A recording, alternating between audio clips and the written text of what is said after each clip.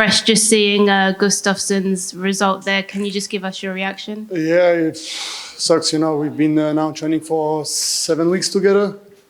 And yeah, obviously, when you go to a fight, especially like two people training for a fight camp together, you expect to go home like with 2 wins at home, and that's now it's really disappointing for me to see the result. Is this a bittersweet moment for you? Obviously, you'll come back here to talk about your victory tonight, but obviously then you get to yeah, of course. It's not pleasant for me to speak right now after seeing this. Yeah. When you kind of look back at your fight with Paul Craig, what are the emotions that trying to not think about Alex? What are your emotions right now? Yeah, obviously I'm happy about the performance. I knew Paul was a tough guy. He's like ace on the floor. So the game plan was really easy. Make it really tight on the floor. Just prevent him from doing any actions and just stand back up and put the fight on the feet.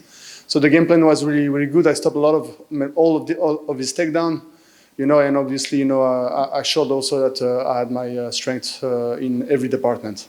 And did that play a big role in preparations in the run-up to this fight, avoiding that submission, avoiding that takedown? What did you say? Did that play a big role in your preparations going into this fight? Yeah, I mean, I trained a lot of situations, a lot of drilling, a lot of live, a lot of fighting. So, I was ready for anything. And, getting the victory tonight, what do you see going forward? I'm really excited for UFC Paris. I want to be part of it. First event in France, that will be amazing, for the French crowd. I'm also a French-speaking guy. So that will be perfect, anyway, I'm going to be there, fighting or not. This is going to be huge for France and all the French-speaking people, so I'm really happy about that.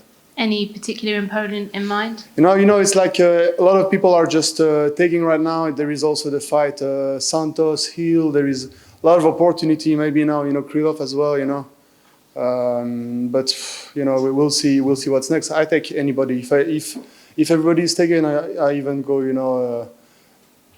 under the top 10, if I can get a fight, I'm gonna get a fight. I just showed what I'm worth, beating the number 8, and I'm gonna take anybody to go back to the title contention. Thank you.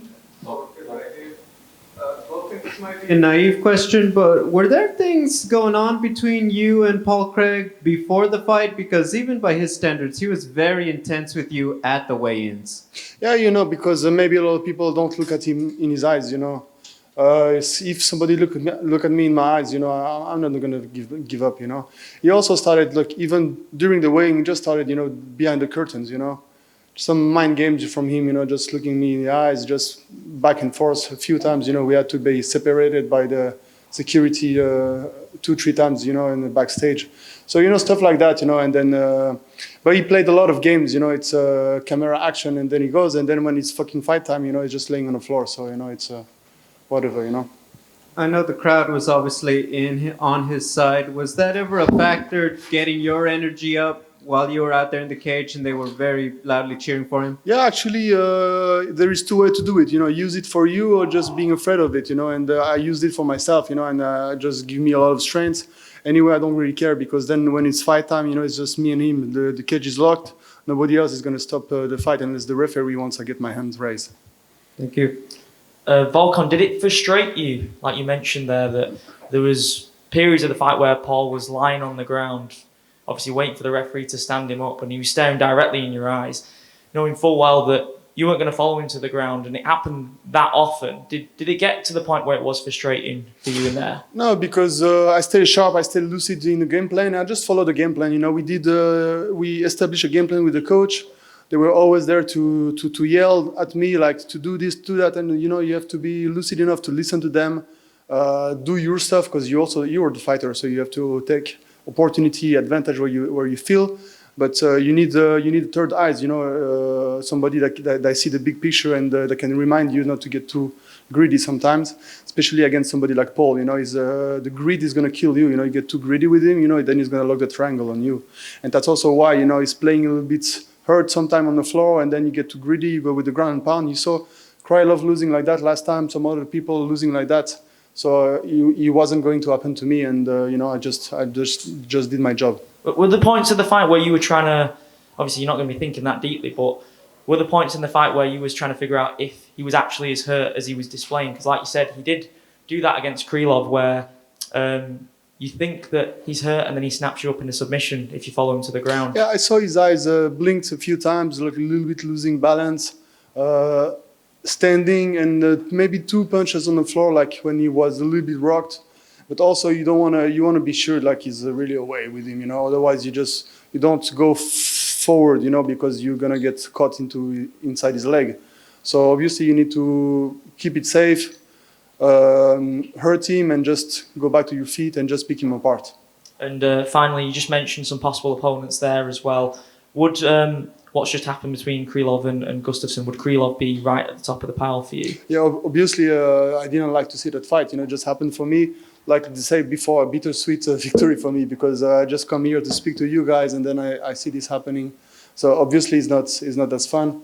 But anybody, like I said, anybody, it just has to make sense now. But even though I don't even care if it makes sense, I just want to fight now.